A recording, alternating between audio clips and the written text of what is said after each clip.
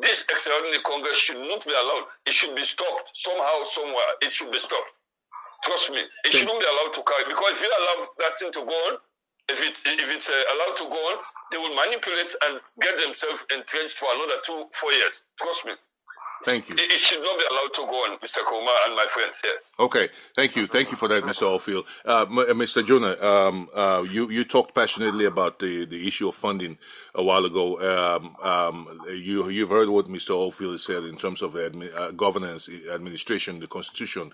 What is your take on the way forward? How do you see this whole situation playing out in terms of, first of all, this extraordinary Congress has been called by the Sierra Leone Athletics Association, and what you know, the inside information that you have about Sierra Leone Athletics, and how do you feel about the way forward? First of all, we need to adhere to the Constitution, and if it needs to be amended, it shouldn't be amended, in the dark of night. It needs to be brought out in front of everybody. Everybody needs to be notified. And any changes that are made, everyone needs to agree to those changes. Okay. Up to this time, there needs to be a proper audit of the past funding of the organizations, and there also needs to be a review about what's the goals and aims of the organization are, and if they were met. Now, this is not like a witch hunt. It's just a matter of how do we improve on what has been, of the progress that has been made by the past administration. So there must be an audit, there must be a review, and we can move forward. Okay. All right. Those are salient points, because obviously it's hard for me to go back in time and identify the last time I heard of the audit of the books of the Sierra Leone Athletics Association. And we know definitely there are funds coming in to the association. We know that. I mean, that's a fact.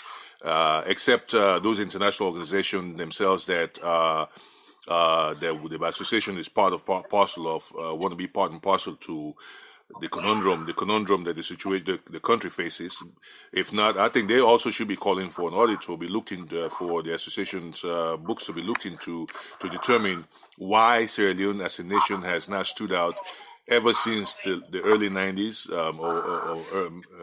late 80s to early 90s, when we had a series of medal wins, from your bronze medal, Modupe, to the two silver medal wins in the 4x100 meters relays, and then, of course, Unice Barber's gold medal in the heptathlon at the African Athletics Championships. We were on the upsurge, we were on the upper trajectory, we were moving up. Things were happening for Sierra Leone, but because of a number of issues, we took a nosedive and have never been able to revive. Only thing that we see right now is, okay, well, we have a few bright spots in, say, like a Maggie Barry, who's a world-class athlete now, performing at a world-class level, but we have not seen anything happening whatsoever that will give us an opportunity to kind of salvage the situation here. So an audit will be in place, definitely be in place, and obviously, like Mr. Oldfield has said, this extraordinary Congress needs to be stopped. That's for sure, and I feel the same way too. Mr. Arun Koji, your take on this situation on the way forward. What do you feel is should be done at this particular stage to make sure that Sierra Leone Athletics is positioned for a bright future going forward, that we're no longer going to the Olympics? Of course, obviously, there's an Olympics looming in 2020 in Japan. What do you feel are the situations that we face right now, so that we no longer have token representations at major international championships going forward? Oh, okay. To be honest with you, Mr. Kumar, I may sound brutal here, but it's just the fact of the situation at the moment. I mean, one major concern, and that concern has led to what's happening now, is square pegs in round holes. You know, this has been the huge problem. I mean, for example, you cannot take a cyclist to be a doctor, or say, for example, you cannot take a cook to magician in the theater. It's just not going to work. I mean, over the years, I have seen the administration turn itself into a cabal. Basically, I know you, come along with me, this is what is happening, we do this, and we forget totally about our duties and obligations towards the sport. Yeah? And like I said, coming back to what I said about square pegs and round holes, the people that are running this association now, that is right from the president right down to whoever is in the executive, they have no clue, Leslie. They have no clue. So what do you expect? You wouldn't expect to put the bread in the oven and then get a fried egg, would you? No. So I mean, this is what has led the sport to the situation where we are now. That Leon, come on, Leslie. When we in our own time, that's why I said I enjoyed athletics so much, and the fun part of it was what drove me to do more. Yes, we can talk about finances all day long, and that's what is important to improve the sport. Obviously you need finances coming in, and you need developmental programs, so you can develop athletes from juniors to intermediate to seniors, and and so on. But Leslie, we don't have these things happening. And for crying out loud, how come these guys call themselves administrative heads? Don't they think about developmental programs? What have they done in the last, this administration that is there now, they've been there for 2 terms. Can they honestly put their hand up and tell me, yes, this is what we have done in the last 10 years? No. All they care about is the money that's coming in, how they can traffic people. I mean, Leslie, we can sit here today and talk about this the whole night. But the things that I've heard and the things that I've seen firsthand happening in Sierra Leone athletics, it's not athletics anymore. It's become a different thing. Yes. It's become more or less what I would call people trafficking organization. I mean, let's just go back a few months ago, the Commonwealth Games in Australia. The athletes that were taken to these games, Leslie, there were more than 100 athletes that were taken. Really? I mean, how did that happen? Of course, we have figures to show this. People that they applied for visas, they get the money, and we even know about people who were paying money to these officials just to get visa. Yeah? Really? So wow. This is, for me, I don't think this is an athletics administration. No, it is not. It is the business these guys are running to enrich themselves. Like I said to you, Leslie, please correct me, guys, on the panel, Modupe, and obviously, tell me if I'm wrong. Where is the developmental program? If there is, we have African Games coming up. We have World Championships coming up. These calendars come up well in time. Yes. So yes. Where is the plan? Where is the plan to deliver these objectives that you have? Because this is what that's what you're there for. Yes. Show me a developmental program that will take a junior to a senior level, and then from a senior level, a national level, and then to an international level. It's not happening. And the shocking thing is, I mean, like I said, I was on the ground last year for about 5 months. I mean, I'm not like I always say, I'm not beating my own horn. Yeah? But I'm a BSc honors degree holder, first class in sports science. Yeah? I went onto the ground. I've been going onto the ground since I was a year 1 student at university. So I said to myself, the only way I can do is to give back to sport is to use my acquired knowledge and pass it on to the athletes and eventually to the coaches. Then the coaches will eventually pass it pass it back down to the athletes. I was on the ground for five months.